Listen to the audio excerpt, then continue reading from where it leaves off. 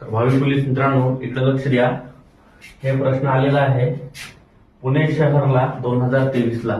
तर प्रश्न असा आहे मित्रांनो, 1000 रुपये मुद्दलचे दशादशे 10% दराने 3 वर्षाचे चक्रवाढ व्याज किती. तर अतिशय सोपी पद्धत आहे मित्रांनो. 3 वर्षाचं चक्रवाढ व्याज विचारला आहे 10%नं आणि 1000 रुपये आपल्याला मुद्दल दिलेली आहे. 1000 रुपये दशादशे लिहून घ्यायचे मित्रांनो. 1000 गुणीला किती वर्षाचं म्हणलं त्यांनी, 3 वर्षासाठी, आणि किती टक्क्याने, 10%. तर 100वर 10% म्हणजे 110 भागिले 100. किती वर्षासाठी म्हणलं, 3 वर्षासाठी म्हणलं, म्हणून हे अंक 3 वेळेस लिहायचे. 110 गुणिले भागिले 100 गुणिले 110 भागिले 100.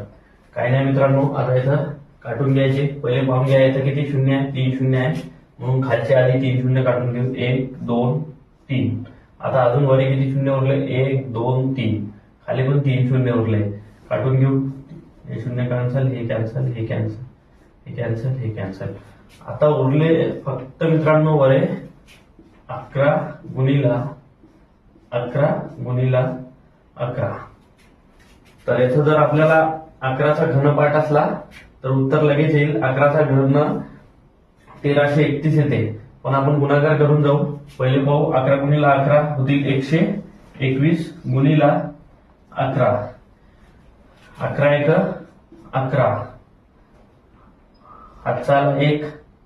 11 दुनी 22 आणि 1 23. 23 चे 3 हातचे आले 2. 11 1 11. 11 आणि 1 3 13. तर हे आपल्याला रास मिळाली मित्रांनो. म्हणजे व्याज आणि मुद्दल दोन्ही मिळून हे आपल्याला रास मिळाली आहे. आता आपल्याला काय काढायचं आहे, चक्रवाढ व्याज काढायचा आहे. म्हणून मुद्दल किती आहे, 1000, आणि आपल्याला रास किती मिळाली, 1331. तर 1331 मधून 1000 वजा करायचे मित्रांनो. 1 मधून 0 गेला 1, 3 मधून 0 गेला 3, 3 मधून 0 गेला 3, 1 मधून 1 गेला 0. तर 331 हे आपलं चक्रवाढ व्याज येईल मित्रांनो 3 वर्षाचं.